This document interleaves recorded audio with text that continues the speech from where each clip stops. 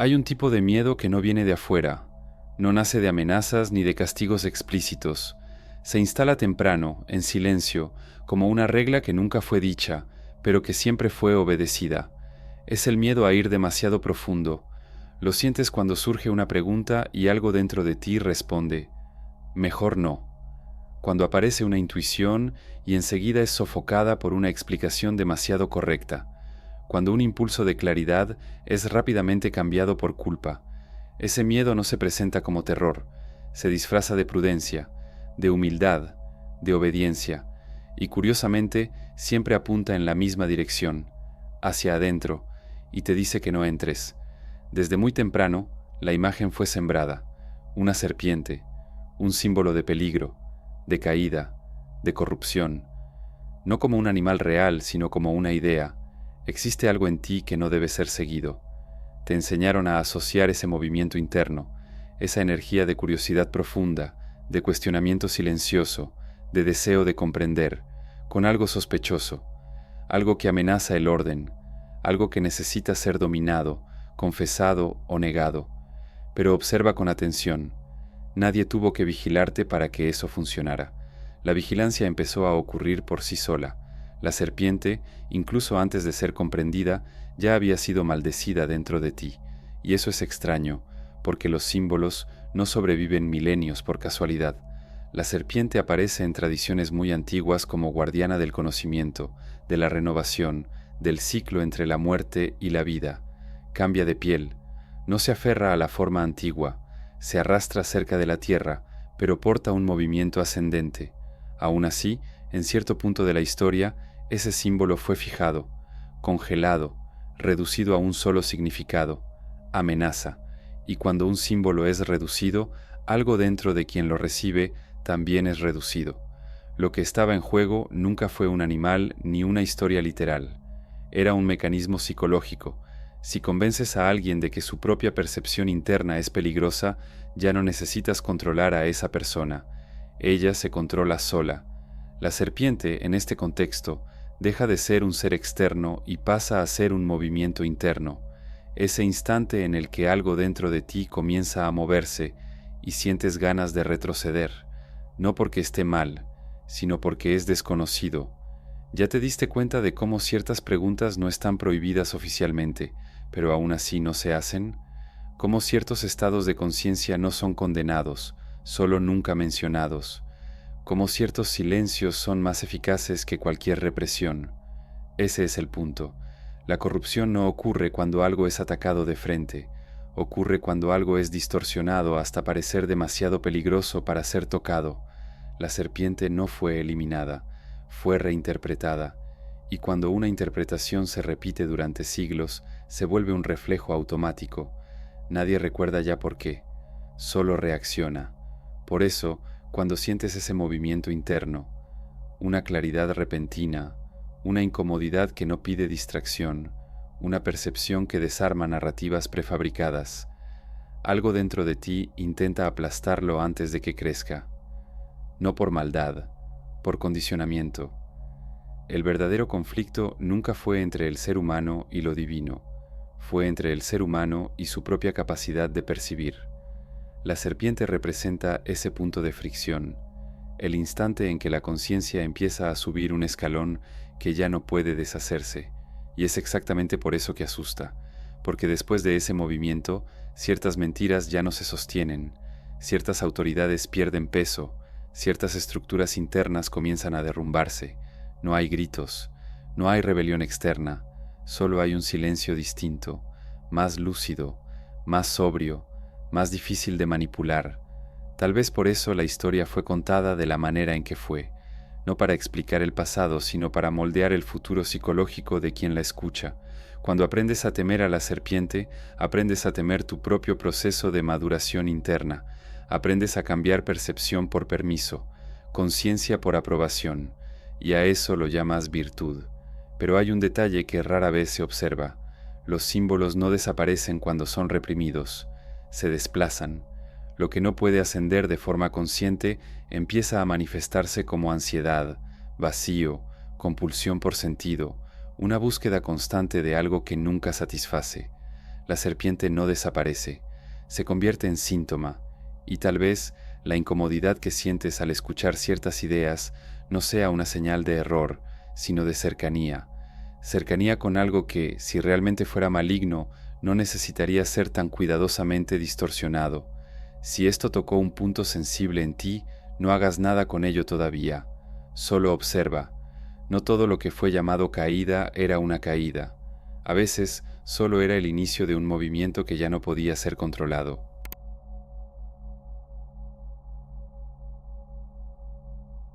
Existe una diferencia sutil entre enseñar y conducir. Enseñar transmite contenido, conducir desplaza la percepción, y todo indica que el problema nunca fue lo que Jesús decía en público, sino el efecto interno que ciertas palabras producían en quienes realmente escuchaban. Algunas palabras no organizan, desorganizan aquello que estaba falsamente estable. Cuando hablaba del reino, no señalaba un lugar futuro, ni una recompensa después de la muerte. Hablaba de algo que se mueve ahora, en silencio, dentro de quien presta suficiente atención para percibirlo, y eso es peligrosísimo para cualquier estructura que dependa de la mediación, porque un reino interno no necesita una puerta externa, no pide autorización, no se somete a jerarquías visibles. Lo que incomodaba no era la moral, era la dirección. Observa con cuidado.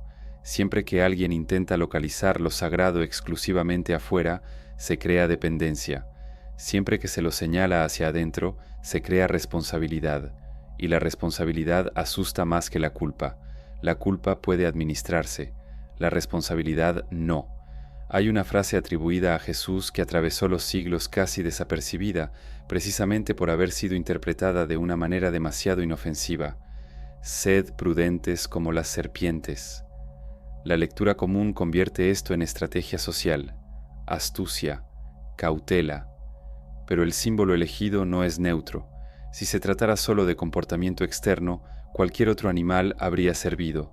El zorro, el león, el águila, pero la serpiente carga algo que ninguno de ellos carga, se mueve pegada al suelo y aún así asciende. No confronta de frente, rodea, penetra grietas. En el plano psicológico, esto describe un tipo específico de sabiduría, la que no pelea con la superficie, sino que actúa en la raíz. Jesús no hablaba a multitudes distraídas, hablaba a personas cansadas de repetir gestos vacíos, a quienes ya cumplían reglas, pero sentían un vacío persistente que la obediencia no resolvía. Y cuando alguien en ese estado escucha que el acceso no está afuera, algo empieza a crujir por dentro. La enseñanza no ofrecía consuelo, ofrecía fricción, porque mirar hacia adentro no revela solo luz, revela contradicción, deseo, miedo, apego. La serpiente, en este contexto, no es una promesa de placer, es una invitación al enfrentamiento con aquello que fue reprimido para mantener intacta la identidad. Y aquí está el punto que casi nunca se dice con claridad. Las instituciones no manejan bien los procesos internos que no pueden ser supervisados. Una enseñanza que conduce a la persona a observar sus propios mecanismos debilita cualquier narrativa basada en una autoridad externa absoluta. No es necesario imaginar una censura explícita, basta con reformular el símbolo. Convertir a la serpiente en tentación resuelve el problema. Convertirla en enemiga crea un reflejo automático de rechazo. Así, cada vez que algo parecido surge dentro de alguien, un impulso de cuestionar, una percepción que desmonta dogmas, una claridad que no pide permiso. La propia persona se encarga de silenciarlo, no por maldad, por fidelidad a una imagen interiorizada. La enseñanza original no necesitaba ser borrada por completo, solo necesitaba ser invertida. Lo que antes era un movimiento de ascenso interno pasa a verse como caída. Lo que antes apuntaba a la integración pasa a leerse como desobediencia, y así, sin violencia aparente, el eje se desplaza. La serpiente deja de ser camino y se vuelve amenaza. El reino deja de ser interno y se convierte en una promesa futura. La experiencia directa es sustituida por una creencia mediada. El efecto de esto no es espiritual, es psicológico. Produce personas que saben explicar pero no sienten, que repiten pero no perciben, que defienden ideas con agresividad porque no las viven internamente. Cuando la experiencia es reemplazada por la doctrina, el ego toma el control, y el ego siempre necesita enemigos claros para sostenerse. Por eso la imagen del mal se vuelve tan útil. Impide que la atención regrese hacia adentro. Cada vez que algo duele, se señala hacia afuera. Cada vez que algo vibra internamente, se desconfía. Pero observa, Jesús nunca promovió histeria espiritual, ni huida del mundo, ni exaltación emocional. El tono siempre fue otro, sutil, desplazador. Hablaba como quien sabe que la verdadera transformación no ocurre por imposición, sino por reconocimiento, y el reconocimiento no puede ser controlado. Cuando alguien reconoce algo internamente, no hay forma de dejar de verlo, no hay manera de fingir ignorancia, no hay regreso al confort anterior. Ese es el verdadero pecado para cualquier sistema cerrado, la irreversibilidad de la conciencia. Por eso la serpiente necesitaba ser desacreditada, no como símbolo externo, sino como proceso interno. Si el movimiento ascendente de la percepción se interrumpe desde el inicio, todo permanece funcional. Las personas siguen ocupadas, siguen obedientes, siguen esperando algo que siempre llegará después. Pero si ese movimiento comienza, aunque sea lentamente, algo cambia para siempre. La persona empieza a notar cuándo reacciona en automático, cuándo cree por miedo, cuándo se aferra a la identidad porque no soporta el vacío que precede a la claridad. Y eso no crea santos, crea individuos menos manipulables. Tal vez por eso la enseñanza más peligrosa nunca fue la que habla de cielo o infierno, sino la que sugiere que el verdadero trabajo ocurre en silencio, por dentro, sin público. La serpiente no enseña qué pensar, obliga a ver, y ver, una vez iniciado, ya no pide bendición. Existe un error común cuando se habla de ascensión. La mente imagina un desplazamiento en el espacio, algo que sale de un punto bajo y llega a un punto alto, pero el movimiento del que estamos hablando no ocurre en el cuerpo como objeto, ocurre en la organización de la conciencia. Nada asciende realmente. Lo que cambia es el eje desde el cual percibes. Por eso muchos se pierden desde el inicio. Buscan sensaciones espectaculares, señales externas, experiencias que puedan exhibirse o narrarse, e ignoran lo que realmente está en juego, la lenta reorganización interna que desmonta la antigua forma de relacionarte contigo mismo. La serpiente, como símbolo, no indica un desplazamiento físico, indica activación. Algo que estaba en estado potencial comienza a moverse, no con ruido, no con luces, sino con incomodidad. Lo primero que aparece no es éxtasis, es resistencia, resistencia a permanecer en silencio sin distracciones, resistencia a sostener preguntas sin respuestas inmediatas, resistencia a abandonar narrativas que daban identidad. Cuando el movimiento interno comienza, el ego reacciona como cualquier estructura amenazada, intentando restaurar el control, espiritualiza, intelectualiza, moraliza. Cualquier cosa sirve, siempre que impida el colapso de la identidad antigua. Por eso la verdadera ascensión casi nunca se celebra al inicio. No te hace sentir especial, te hace sentir expuesto, expuesto a tus propias contradicciones, expuesto al teatro interno, expuesto a cuánto de tu vida fue construido para evitar sentir.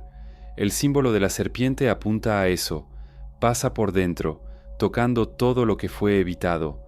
Nada se salta, nada se niega, nada se purifica a la fuerza.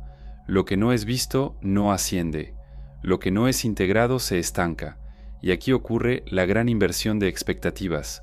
El obstáculo no es el mal, ni fuerzas externas, ni errores del pasado. El obstáculo es el apego a la imagen de quien cree ser. Cada vez que la percepción intenta subir un nivel, se encuentra con una pregunta silenciosa. ¿Quién soy sin esto? Sin esa certeza, sin ese papel, sin esa narrativa. Y casi siempre la respuesta inicial es miedo. No el miedo infantil al castigo, sino el miedo adulto al vacío, porque el vacío no ofrece una identidad lista, no te dice quién eres, solo elimina lo que no eres. La serpiente no construye lo nuevo de inmediato, disuelve lo falso, y la disolución duele porque no ofrece piso. En ese punto muchos retroceden, no porque no entendieron, sino porque entendieron demasiado. Se dieron cuenta de que continuar significa perder algo que parecía esencial, la sensación de control sobre uno mismo. Pero observa con atención, ese control nunca fue real, solo era hábito, hábito de reaccionar, hábito de explicar, hábito de protegerse incluso antes de ser atacado. El ascenso de la conciencia comienza cuando esos hábitos son vistos en tiempo real, no combatidos, no juzgados, solo vistos. Y eso lo cambia todo. Cuando un mecanismo es visto con suficiente claridad, pierde poder, no porque haya sido derrotado, sino porque ya no puede operar en la oscuridad. La serpiente se mueve en ese territorio, el de la atención lúcida, no empuja, revela, y cada revelación genera un pequeño colapso interno, una micromuerte de la identidad antigua.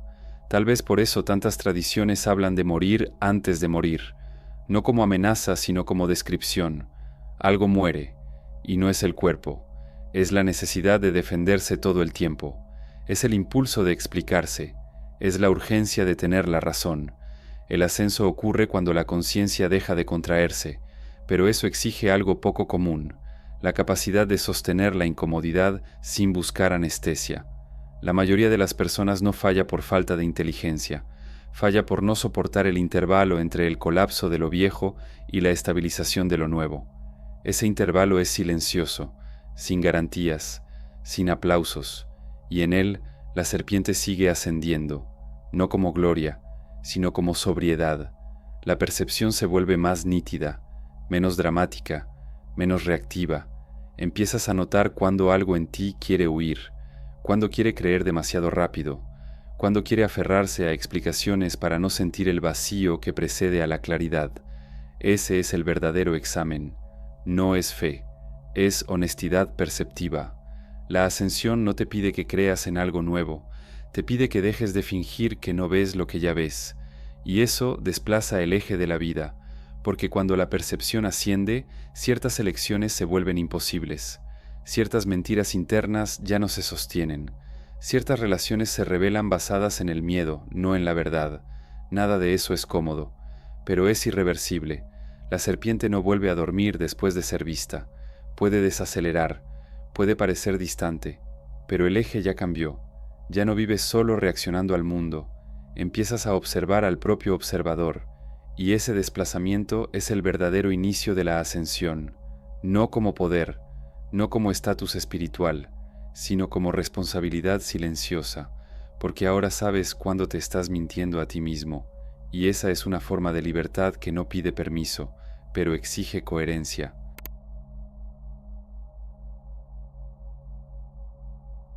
Siempre parece haber un enemigo, algo que combatir, algo que vencer para que, por fin, llegue la paz. Esa narrativa es cómoda, organiza el caos, le da dirección al miedo, pero hay un detalle casi invisible. Cuanto más claro es el enemigo externo, menos atención queda para lo que opera por dentro. Aquí es donde el mecanismo se revela. La serpiente no fue combatida porque fuera peligrosa, fue combatida porque desplazaba el foco, quitaba la atención del campo externo, reglas, autoridades, castigos, y empujaba la mirada hacia el interior, donde ningún sistema puede gobernar por mucho tiempo. Esto no requiere malicia consciente, basta el funcionamiento psicológico. Todo sistema que se sostiene por la repetición necesita previsibilidad, y la conciencia en movimiento es impredecible. Cuando la percepción comienza a ascender, no como éxtasis, sino como lucidez, el primer colapso no es moral, es estructural.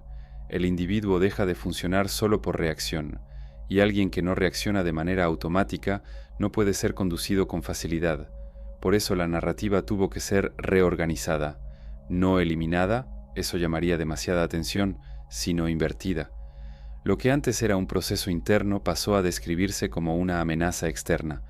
El movimiento de la percepción se volvió tentación, el impulso de claridad se volvió orgullo, el silencio lúcido se volvió peligro espiritual. El enemigo estaba creado, y lo más eficiente es que ya no necesitaba existir de verdad, bastaba con la imagen. Cada vez que algo dentro del individuo comenzaba a moverse hacia la autonomía interna, el reflejo era automático: culpa, miedo, retroceso. El mecanismo funcionaba solo. Este es el tipo más sofisticado de control. el que no exige vigilancia constante. Pero observa con atención, ninguna de estas estructuras sobrevive sin colaboración interna. Necesitan que te identifiques con el miedo, no con el miedo explícito, sino con el miedo a perder pertenencia, a perder identidad, a quedarte sin suelo simbólico. La serpiente amenaza eso porque no ofrece una identidad nueva ya hecha. No te dice quién debes ser, solo desmonta lo que creías ser, y ese intervalo entre el colapso de la identidad antigua y la estabilización de una percepción más amplia es insoportable para muchos. Por eso el enemigo necesita mantenerse vivo. Cada vez que alguien se acerca demasiado a ese punto, surge la narrativa conocida.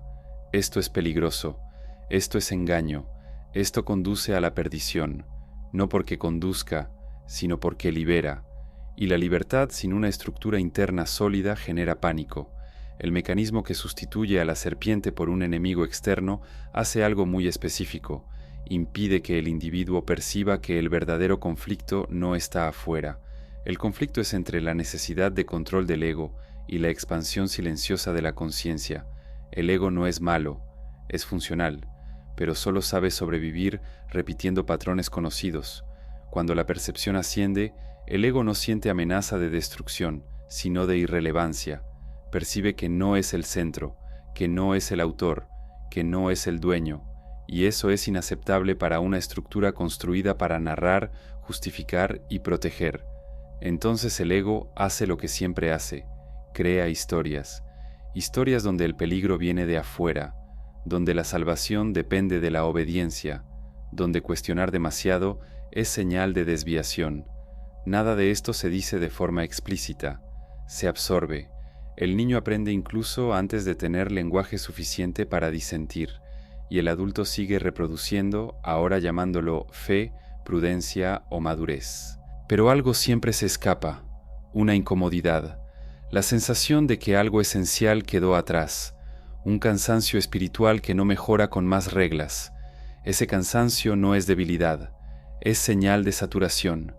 La mente ya no logra fingir que las respuestas prefabricadas resuelven preguntas profundas, y en ese punto el mecanismo entra en modo defensivo máximo, más explicaciones, más etiquetas, más enemigos, porque si el individuo deja de proyectar hacia afuera, tendrá que mirar hacia adentro, y dentro no hay villanos claros, hay procesos, miedo a no ser nada sin la historia, miedo a no tener valor sin el papel, miedo a no saber quién se es sin el espejo social. La serpiente toca exactamente esos puntos. No acusa, no juzga, no amenaza, solo se mueve, y el movimiento revela. Por eso necesitaba ser demonizada, no por maldad metafísica, sino por eficiencia psicológica. Un símbolo que conduce a la autonomía no puede permanecer neutro dentro de un sistema que depende de la dependencia. Lo curioso es que, aún así, el símbolo sobrevivió. Distorsionado, sí. Temido, sí. Pero presente, porque los símbolos verdaderos no mueren. Esperan. La serpiente espera justo en el punto donde el individuo comienza a darse cuenta de que luchar contra enemigos externos no resuelve el vacío interno, cuando la rabia se agota, cuando la obediencia cansa, cuando la repetición pierde sentido. Ahí es donde el mecanismo empieza a fallar, no de forma dramática, sino silenciosa. La persona ya no reacciona con la misma intensidad, ya no cree con la misma prisa, ya no condena con el mismo fervor, y en ese espacio surge algo nuevo, o mejor dicho, algo antiguo que estaba enterrado. La capacidad de observar sin defenderse de inmediato. Ese es el inicio de la verdadera ruptura, no con las instituciones, sino con los automatismos. El enemigo externo pierde fuerza cuando el mecanismo interno es visto, y cuando eso ocurre, la serpiente deja de ser una amenaza y vuelve a ser lo que siempre fue, un símbolo de tránsito, no hacia un lugar mejor, sino hacia una percepción más honesta, y eso, para cualquier sistema basado en el control, es insoportable, porque no hay forma de negociar con alguien que ya no necesita ser convencido. Existe un momento específico en este proceso en el que algo cambia de cualidad. No es explosivo, no es místico, Es casi decepcionante para quien esperaba espectáculo. Es el instante en que te das cuenta de que ya no estás intentando ascender. Hasta ahí, incluso sin notarlo, había esfuerzo, aunque fuera silencioso, aunque fuera negado, el deseo de comprender, de atravesar, de llegar a algún lugar interno donde todo, por fin, tuviera sentido. Pero cuando el control empieza a caer, ese deseo también cae con él, y eso asusta, porque gran parte de la identidad espiritual, aunque disfrazada de humildad, se construye alrededor de la idea de progreso, de avance, de estar más consciente que antes. Cuando ese eje se derrumba, surge una pregunta desnuda, sin adornos. Si no hay a dónde ir, ¿qué está ocurriendo ahora? Es aquí donde la serpiente cambia de función.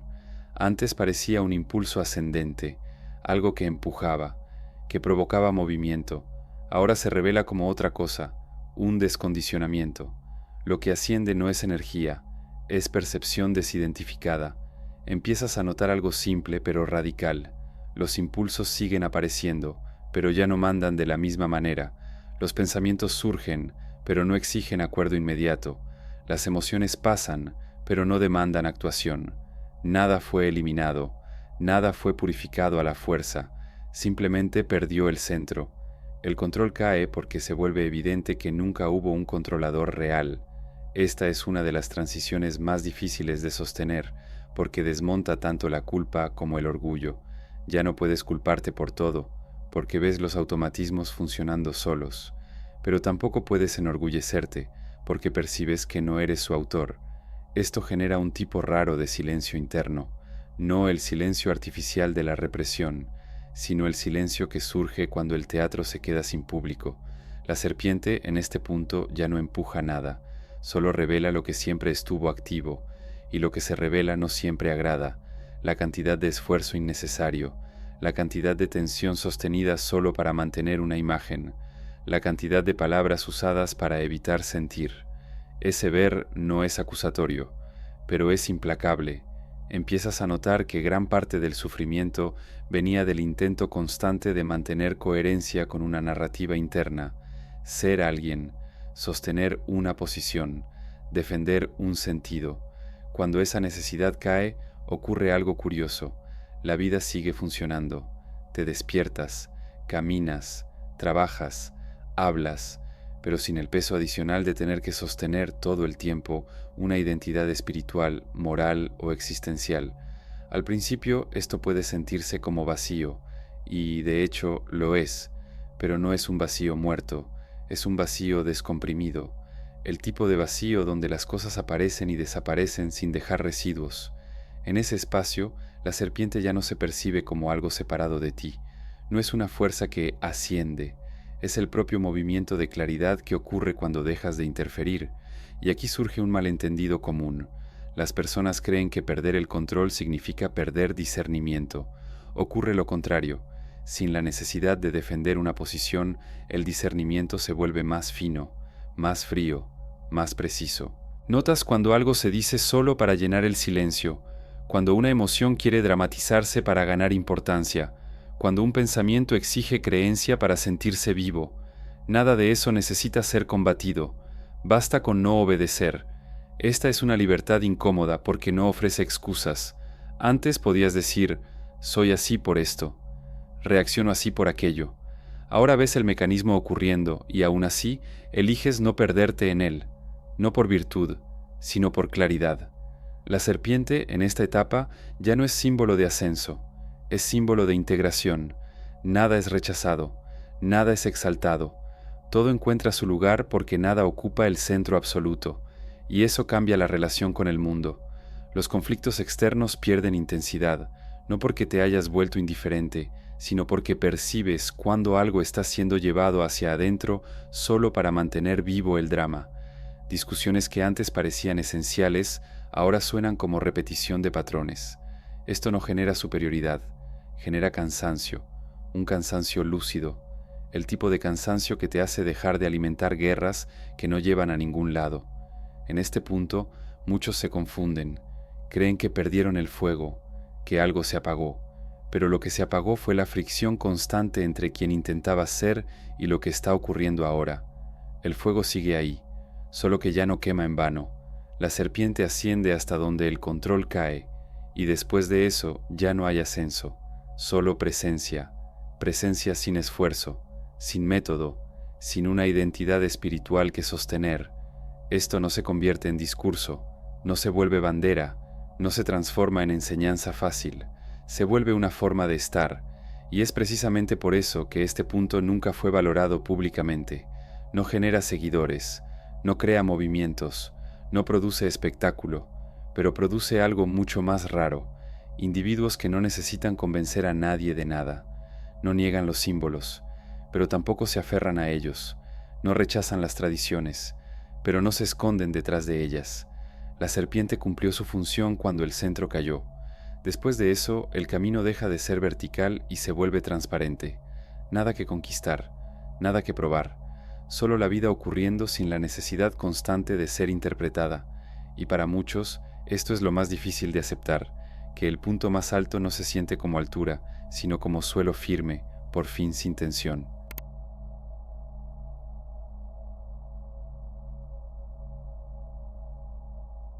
Existe un punto final que no parece un final, no porque ocurra algo grandioso, sino porque desaparece la necesidad de concluir. Es extraño darse cuenta de esto. El proceso no termina con una respuesta, termina con el agotamiento de la pregunta que sostenía al buscador. Durante mucho tiempo, algo dentro de ti quería llegar, incluso cuando decías que no, incluso cuando criticabas la idea de progreso espiritual. Siempre había un leve empujón interno, una tensión discreta que decía, todavía falta algo, y entonces, en silencio, esa tensión cede, no porque hayas alcanzado lo que buscabas, sino porque queda claro que lo que buscabas era el propio impulso de buscar. La serpiente, que antes parecía movimiento, ahora es vista como transición. No conduce a un estado permanente de éxtasis, conduce al colapso definitivo de la ilusión de recorrido. No hay línea de meta, nunca la hubo. Lo que existe es un tipo de sobriedad que ya no depende de símbolos para sostenerse. Esto no vuelve la vida más ligera en un sentido romántico, pero la vuelve menos cargada de teatro.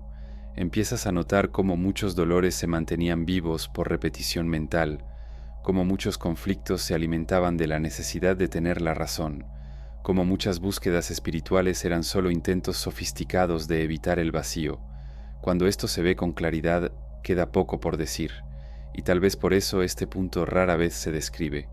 No hay una narrativa atractiva, no hay promesa, solo hay una presencia sin adjetivos. Sigues sintiendo miedo a veces, deseo, tristeza, alegría. Nada de eso desaparece. Lo que desaparece es la idea de que esas experiencias definen quién eres. Pasan como pasan las nubes, y ya no necesitas correr tras ellas ni empujarlas lejos. Este es el estado que no interesa a los sistemas de poder, porque no genera dependencia. No necesitas ser salvado, no necesitas ser corregido, no necesitas ser elevado. La vida se ajusta por sí sola cuando el centro falso cae, y aquí está la parte más incómoda para muchos. No hay misión especial, no hay un rol oculto, no hay una identidad de despierto que asumir. Todo eso pertenece a la misma estructura que necesitaba ascender. Cuando esa estructura cae, lo que queda es demasiado ordinario para convertirse en discurso. Pagas cuentas, conversas, te cansas, descansas. Pero hay una diferencia casi invisible. Ya no estás intentando convertirte en algo a través de todo eso. La serpiente no desaparece porque nunca fue un objeto. Era la imagen que señalaba el fin de la identificación. Cuando eso ocurre, el símbolo pierde su función. No porque sea negado, sino porque cumplió lo que tenía que cumplir. Por eso cualquier intento de convertir este punto en doctrina fracasa. Lo que no necesita ser probado no puede institucionalizarse. Lo máximo que puede suceder es que alguien escuche, sienta una incomodidad familiar y reconozca algo en sí mismo. Y eso basta. No hay conversión, no hay convencimiento. La claridad no se impone. Se reconoce cuando el ruido cae. Tal vez por eso la enseñanza original nunca fue sobre acumular conocimiento, sino sobre ver el funcionamiento de la mente, ver el apego a la identidad, ver el miedo disfrazado de virtud. Y cuando esto se ve una y otra vez, algo se estabiliza. no como un estado elevado, sino como la ausencia de un conflicto interno constante. Ya no necesitas defender creencias con agresividad, ni combatir símbolos, ni demostrar que entendiste algo. La vida deja de ser un campo de batalla interpretativo, y en ese punto ocurre algo curioso. La compasión surge sin esfuerzo, no como una emoción expansiva, sino como una comprensión silenciosa de cuánto todos están atrapados en narrativas que creen ser ellos mismos. Lo ves en los demás porque ya lo viste en ti, y no hay urgencia por liberar a nadie. Cada quien suelta cuando está listo, o cuando se cansa. La serpiente no fuerza, nunca forzó, solo estuvo ahí cuando la estructura empezó a agrietarse, y ahora con la estructura caída ya no hay nada que ascender, solo queda vivir, sin cargar el peso de tener que ser alguien especial mientras se vive. Si algo de esto resonó en ti, no lo conviertas en concepto, no intentes repetirlo, no intentes enseñarlo, observa. La observación honesta sigue siendo el único movimiento real, y cuando incluso eso se vuelve simple, te das cuenta de que nunca estuviste fuera de lugar.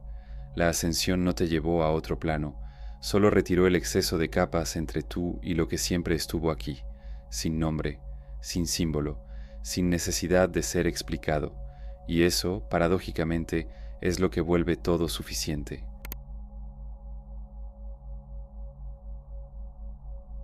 Antes de cerrar de verdad, hay algo que necesita ser dicho, no como conclusión, sino como un regreso a lo humano. Cuando este guión empezó a tomar forma, hubo un instante específico que volvió a mi memoria, no como idea, sino como sensación. Fue una tarde común, sin nada espiritual, cansancio acumulado, silencio pesado, esa impresión incómoda de ya haber entendido muchas cosas, y aún así, seguir inquieto. Ese día no apareció ninguna respuesta nueva, ninguna revelación, solo una percepción simple y casi frustrante. Estaba exhausto de intentar convertirme en algo. Ahí quedó claro que la búsqueda no estaba equivocada, simplemente había pasado de su punto, y es exactamente desde ese lugar que nace este guión, no desde alguien que sabe más, sino desde alguien que se cansó de fingir que todavía necesitaba probarse algo a sí mismo. Si llegaste hasta aquí, es porque alguna frase no sonó como información, sino como espejo, y eso no ocurre por casualidad, no porque exista un llamado especial, sino porque hay un tipo específico de maduración interna que solo reconoce ciertas palabras cuando está lista para reconocerlas. Nada aquí pide creencia, nada pide adhesión, nada pide una identidad nueva, solo atención. Si algo en este video te atravesó, tal vez no sea para compartirlo de inmediato ni para explicárselo a nadie.